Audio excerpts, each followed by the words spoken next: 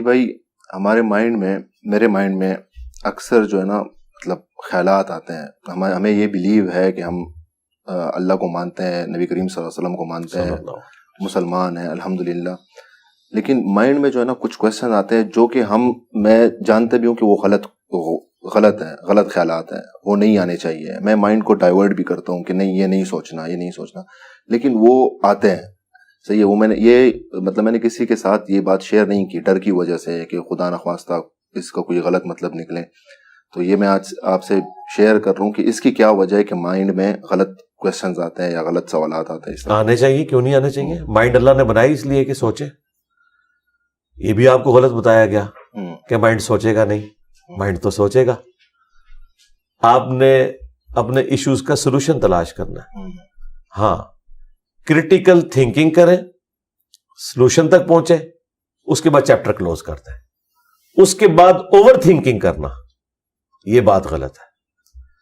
مثال کے طور پر میں نے وائٹ کلر کا جوڑا پہنا ہوا ہے، آپ نے دیکھ لیا، زیادہ فہم نکالنا ہے، کسی سائنٹیفک انسٹرومنٹ کے نیچے چیز دیکھ لی کہ ہاں یہ وائٹ ہے، بس اب اس چیپٹر کو کلوز کرتے ہیں.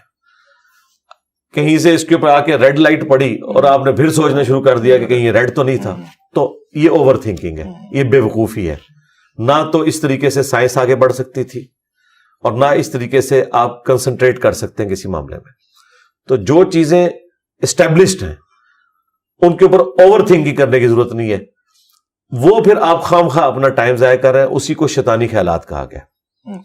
راز سوچنا وہ آپ کا رائٹ ہے. خدا کے بارے میں، اس کے وجود کے بارے میں سوچنا، یہ تو قرآن آپ کو کہتا ہے کہ آپ نے سوچنا ہے. لیکن ونس ایک چیز کنکلوژن تک پہنچ جائے، اس کے بعد آپ نے پھر اس کے اوپر کوئی کوشچن نہیں کرنا. جو قرآن میں ہے نا، لا یسأل عما یفعل وہم یسألون، اللہ کو کوئی یہ نہیں پوچھ سکتا کہ اس نے یہ کام کیوں کیا.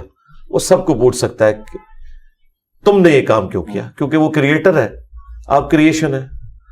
وہ مالک ہے، آپ اس کی مخلوق ہے. ہاں، خدا کوشچنیبل ہو سکتا ہے کہ خدا ہے یا نہیں ہے. ونس جب خدا کو مان لیا پھر اس کی ول کو بھی ماننا پڑے گا. اس میں اب اوور تھنکنگ کرنے کی آپ کو اجازت نہیں ہے. صحیح مسلم حدیث ہے، صحابہ کرام نے کہا کہ بعض اوقات ہمارے دل میں ایسے خیالات آتے ہیں کہ ہم جل کر کوئلہ ہونا تو پسند کریں گے لیکن اپنی زبان سے اس کا اظہار نہیں کریں گے. تو نبی الاسلام نے فرمایا کہ یہ عین ایمان ہے. خیالات کا آنا اور اس کا اظہار نہ کرنا عین ایمان ہے. خیالات آئیں گے، آپ نے یہ نہیں فرمایا کہ خیال نہیں آئیں گے. بخاری مسلم دونوں میں حدیث ہے کہ اللہ تعالیٰ نے میری امت سے دل میں آنے والے خیالات کے اوپر معافی کر دی ہے جب تک کہ زبان سے اس کا اظہار نہ کر لے یا اس کے مطابق عمل نہ کر لے. اور اظہار کرنے سے مراد کوشچن کرنا نہیں ہے. اظہار کرنے سے مراد ہے اس پر بلیو کر لینا.